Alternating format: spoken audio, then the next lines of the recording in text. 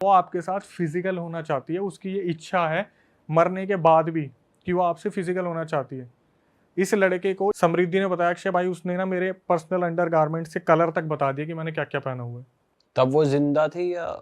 वो जब बाद में हुआ था ना कि वो जिंदा है, मर के जिंदा हो गई, उसके बाद तब उसने चेक करने के लिए अपनी चाचा की लड़की से उसके बाद का ये पूरा सीन चल रहा है। अब जब ये वाला सीन हो गया कि वो दिल्ली से वापस आ गई,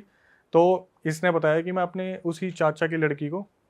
क्लासेस के लिए छोड़ने जा रही थी, स्कूटी पे जा रहे थे फ्रॉम नोवेयर, पता नहीं स्कूटी के आगे क्या पत्थर आया क्या नहीं आया, स्कूटी से आगे जो चला रही थी उसके चाचा की लड़की, वो हवा में उड़ती है, सर के बल गिरती है रोड पे, सामने से एक बाइक आती है उसके सर को हिट करती है, उसका सर फुटपाथ पे लगता है और वो लड़की वहीं दम तोड़ देती है, उसके चाचा की लड़की। इसने बताया कि मैं वहां पर, क्योंकि गिरी तो ये भी थी, इसके सर पे चोट लगी है, इसके सामने पूरा रक्त बह रहा था पूरा, ठीक है, और इसे बस इतना याद है मेरी चाचा की लड़की वो पड़ी और जब उसकी आंख खुली एग्जैक्टली 13 दिन बाद उठी थी समृद्धि, कोमा में चली गई थी वो। तब तक इसके चाचा की लड़की का सब कुछ अंतिम क्रिया वगैरह कर दिया और इसके बाद समृद्धि बहुत ज़्यादा टूट गई थी, बहुत ज़्यादा टूट गई। समृद्धि ने बताया कि मैं बार बार गुरुजी को कांटेक्ट करने की कोशिश कर रही थी पर गुरुजी आउट ऑफ कांटेक्ट थे, वो शायद कहीं गए हुए थे। तो इससे पहले क्या हुआ था,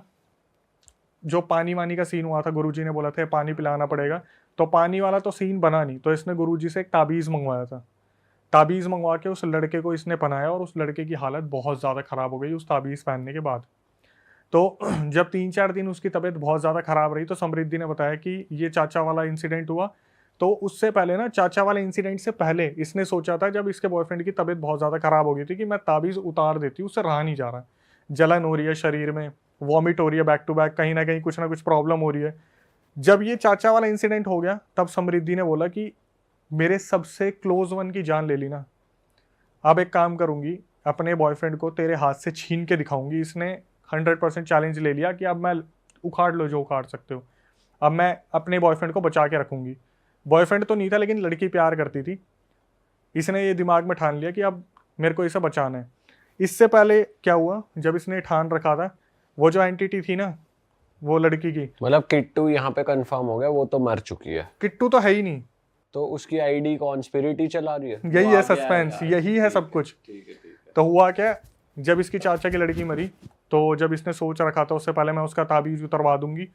अचानक से जब ये इंसिडेंट हो गया चाचा वाला, उसके बाद वो एंटिटी इसके पास आती है, एक औरत, लड़की की एंटिटी जो बला की खूबसूरत है, और बोलती है कि मैंने तेरे चाचा की लड़की को मरवा दिया, अगर तू उस लड़के के गले से ताबीज़ नहीं उतरवाएगी तो आगे देख तू, अब तेरा पूरा खानदान खत्म हो जाएगा।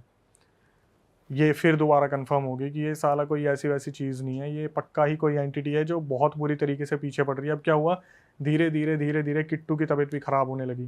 धीरे धीरे उसकी फैमिली की भी तबीयत खराब होने लगी, लड़के की भी तबीयत खराब होने लगी, समृद्धि,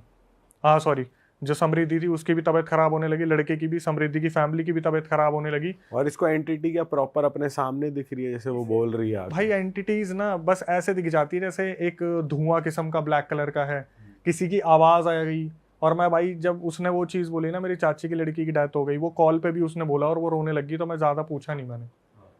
क्योंकि ये अभी अगर मैं रिकॉर्डिंग सुनाऊँ ना, उसकी सांस फूल गई थी एकदम से ये बोलते बोलते।